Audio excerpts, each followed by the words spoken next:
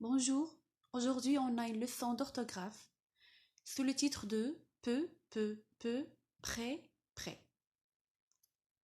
Alors, comme rappel, on va faire attention à ces phrases-là. Quelle moto préfères-tu, la rouge ou la bleue? La bleue, je ne la vois pas. Où est-elle? Elle est là, derrière la jaune. Alors on va essayer de dégager les mots qui se prononcent de la même façon. Alors, on a ici la rouge, là, la bleue, là, la bleue, encore une fois. Je ne la vois pas, là. Elle est là.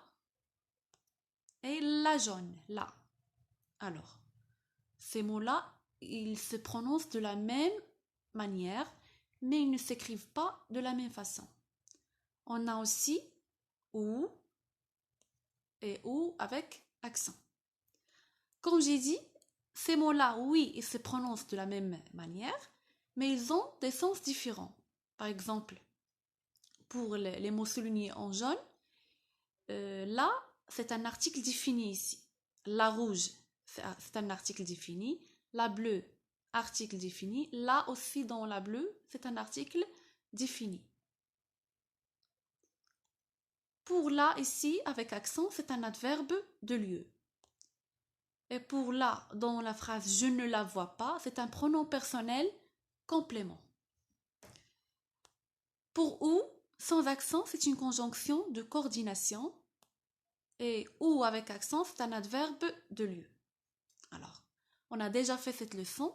Les noms qui se prononcent de la même manière, qui ont une orthographe différente et qui n'ont pas le même sens, ils s'appellent les homophones grammaticaux.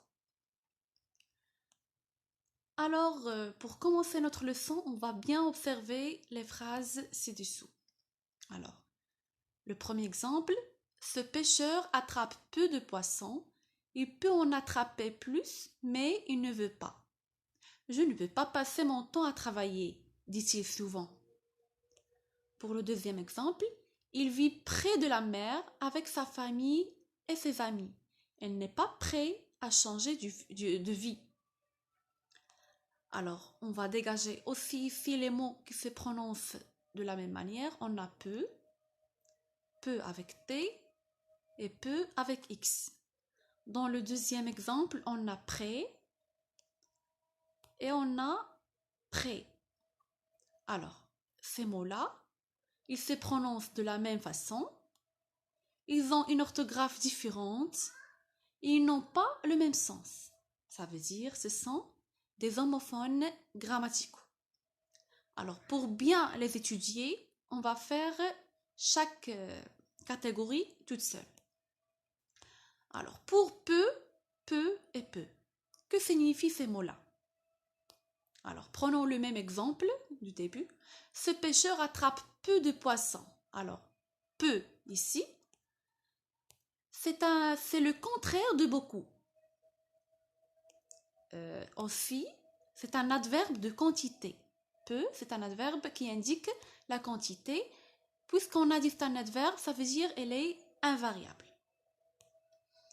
Pour peu avec T, il peut en attraper plus. Alors peu, ici, c'est le verbe pouvoir au présent à la troisième personne du singulier. On le trouve après il, après elle, après on, ou bien un sujet qui le remplace, qui remplace il ou bien elle ou bien on. Pour peu avec X, c'est aussi le verbe pouvoir, mais au présent, mais il est à la première personne du singulier, ou bien aussi à la deuxième personne du singulier. Ça veut dire je peux le trouver après je ou bien tu. Alors, la première conclusion, peu ou bien peu de, c'est quoi?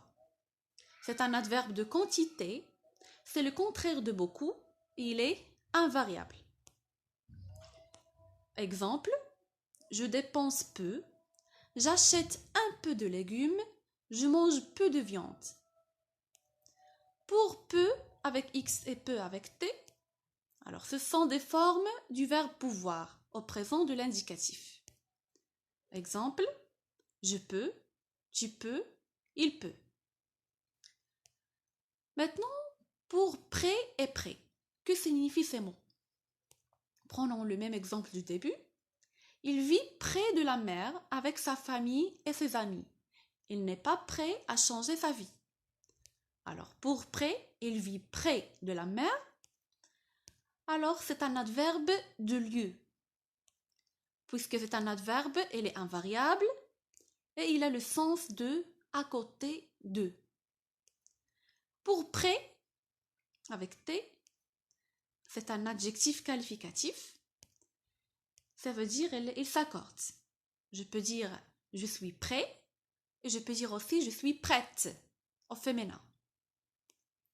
La deuxième conclusion, près de, c'est un adverbe de lieu, il est invariable, il signifie à côté de. Exemple, Essaouira est près de la mer.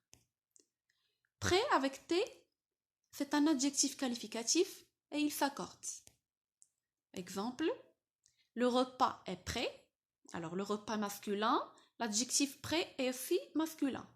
La soupe est prête, on a ajouté le E du féminin. Les voitures sont prêtes, ES, le E du féminin et le S du pluriel. Alors pour vous entraîner, voici 2 exercices. Premièrement, complète avec peut ou peu. Et pour le deuxième exercice, je complète avec prêt ou prêt. Alors, Luc ne peut pas aller à l'école demain. Alors, Luc, c'est un sujet qui remplace il. Ça veut dire, je dois utiliser peut avec T. Je dois avoir un verbe. Luc ne peut pas aller à l'école demain. Pour la deuxième phrase, il y a peu de chances que je gagne à la loterie. Ici, j'ai le sens de la quantité. Ça veut dire je dois mettre peu, l'adverbe de quantité. Pour la troisième phrase, j'ai tu. Ça veut dire j'ai besoin du verbe.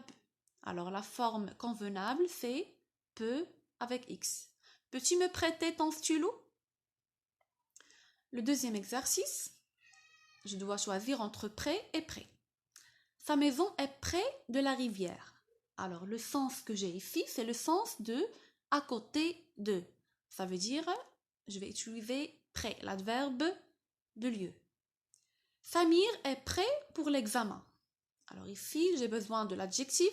Ça veut dire, je vais utiliser prêt. Alors c'est tout pour aujourd'hui. J'espère que vous avez bien compris la leçon. N'oubliez pas de faire l'exercice d'application et d'écrire les leçons sur le cahier de leçons.